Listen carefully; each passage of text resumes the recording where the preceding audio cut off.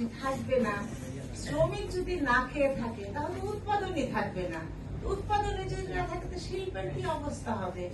আজকে আমাদের দেশের যে শ্রমিকরা অর্ধেক খায় অর্ধেক খায় না, 40-এর পরে তারা বেকার হয়ে যাচ্ছে। তারা কোনো কোথা থেকে আসতেছে কোথা থেকে যাচ্ছে এর কোনো ইয়ে নাই। আজকে বাংলাদেশের সরকার শ্রম আইন সংশোধন করে 3 বছরের মধ্যে ন্যূনতম মজুরি বোর্ড গঠন করা হবে, কিন্তু আমরা দেখতেছি এখনো সরকার কিন্তু এটা নিয়ে তার কোনো মাথা ব্যথাই নাই। সরকার এটা নিয়ে কোনো চিন্তা ভাবনাও করতেছে না। তাহলে আমরা যে এত যুদ্ধ লড়াই বা এই যে শ্রম আইন সংশোধন হওয়ার পর তাহলে আমাদের লাভটা কোথায় হলো? আমরা কি পেলাম? আমরা তো কোনো কিছু এত পরিবর্তনের জন্য জীবন দিতে হলো, এত পরিবর্তনের জন্য মানুষকে করতে হলো। বিশ্বটা শ্রমজীবী মানুষ, আমরা শ্রমিক করি, কিন্তু তার সাথে একটা জিনিস মনে রাখবেন, যদি 12 কোটি মানুষ যদি ভোটার হয়ে থাকে, তার 7 কোটি কিন্তু শ্রমিক। তার মধ্যে কিন্তু নারী শ্রমিকও কিন্তু তার সিংহভাগ আছে। তো এইখানে তো শ্রমিক মানে যে পুরুষ শ্রমিক সেটা না, একজন নারী শ্রমিকও কাজ করতেছে এবং নারীর অর্থনৈতিক চাহিদার বিষয় থাকতে হবে। আর আমরা যেটা এখন যেমন জাতীয় ন্যূনতম মজুরি বোর্ড গঠন, আসলে এটাই একটা কাঠামো হওয়া উচিত, তারপরে সেক্টর ভিত্তিক হোক। কারণ আমাদের দেশে ফর্মাল ইনফর্মাল ইভেন শিল্প কারখানায় কাজ করেও কিন্তু ন্যূনতম মজুরির কাঠামো নাই। আমরা বিভিন্ন সময় দুর্ঘটনার সময় দেখেছি যে শ্রমিকদের ন্যূনতম মজুরি কাঠামো নেই, সেখানে শিশু শ্রম ব্যবহার করা হচ্ছে। এই পরশুদিনও আমি দেখে আসছি একটা ওই যে আমরা যে লাগেজ বা সুটকেস যে করি, সেখানে বাচ্চারা ওই যেখানকার কাজ করতেছে সে রাতের বেলাও।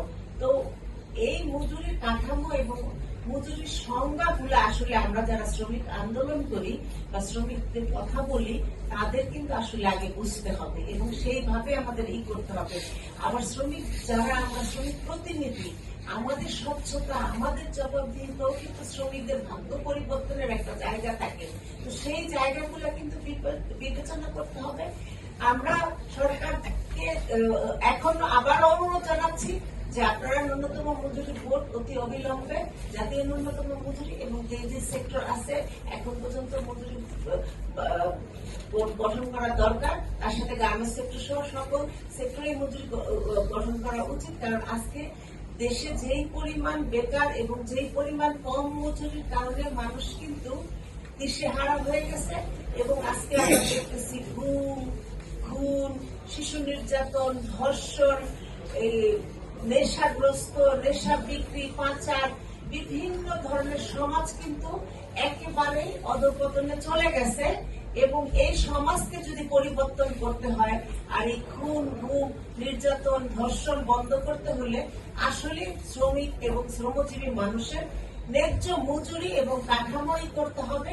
শুধু মুক্তবাজার অর্থনীতির বিষয় দিয়ে শিল্প বাঁচাতে হবে আর শ্রমিক বাঁচবে না, এইরকম শিল্প আসলে থাকলে আসলে দেশও টেকসই হবে না। যদিও বাংলাদেশ সরকার টেকসই উন্নয়নের লক্ষ্যে কাজ করে যাচ্ছে, কিন্তু মানুষের যদি কোনো টেকসই না থাকে, মানুষের যদি উন্নয়ন না হয়, তাহলে ইন্ডাস্ট্রির কি মূল্য হবে? কয়েকজন মালিক তারাই ধনী হবে, তারাই রাষ্ট্রের বড় ক্ষমতা নিবে, তারাই রাষ্ট্রে থাকবে।